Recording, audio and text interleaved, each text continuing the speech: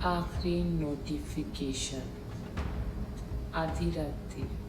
रात के 2:30 बज रहे थे जब कोमल के मोबाइल पे एक वाइब्रेशन हुई। आधी नींद में इसने फोन को टटोला कि कोई और सा मैसेज होगा, मगर स्क्रीन पे सिर्फ एक नोटिफिकेशन था। तुमने अपना दरवाजा खुला छोड़ दिया है। कोमल का दिल एक लम्हे के लिए रुक सा गया। वो जानती थी कि आज वो बाहर गई ही नहीं थी और उसने खुद दरवाजा बंद किया। परेशान होके वो दबे कदमों से दरवाजे तक पहुंचती है और वो देखती है कि वाकई दरवाज़ा खुला हुआ। इसने जल्दी से दरवाज़ा बंद किया और लॉक्स लगाए। जैसे ही इसने सांस भरी, मोबाइल पे एक और नोटिफिकेशन आया। अब बहुत देर हो चुकी है। खौफ की लहर इसके जिस्म में धोर सी गई।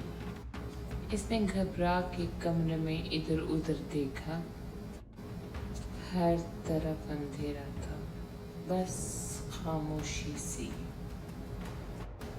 कोमल आराम आराम से हल्के कदमों से पीछे हटना शुरू हुई और अपने कमरे तक पहुंची।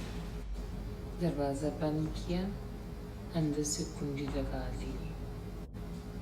कांपते हाथों से अपना फ़ोन उठाया और अपनी दोस्त को मैसेज किया, मेरे घर में कोई है। फौरन टाइपिंग का निशान नज़र आया, जैसे कि दूसरी तरफ कोई मैसेज लिख रहा है। कोमल को कुछ सुकून सा महसूस हुआ, मगर फिर जवाब आया, मुझे मालूम है। कोमल की चीख निकलते निकलते रुक गई। फिर फोन पे एक तस्वीर आ गई। एक तस्वीर जिसमें वो खुद सोते हुए अपने बिस्तर में नजर आ रही है।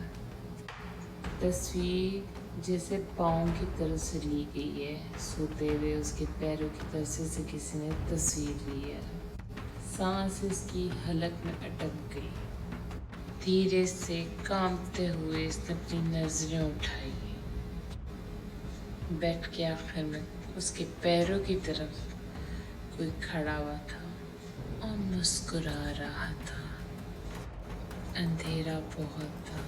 जैसे ही वो अपना हाथ कोमल के गले तक लाता है, कोमल की आँख खुल जाती।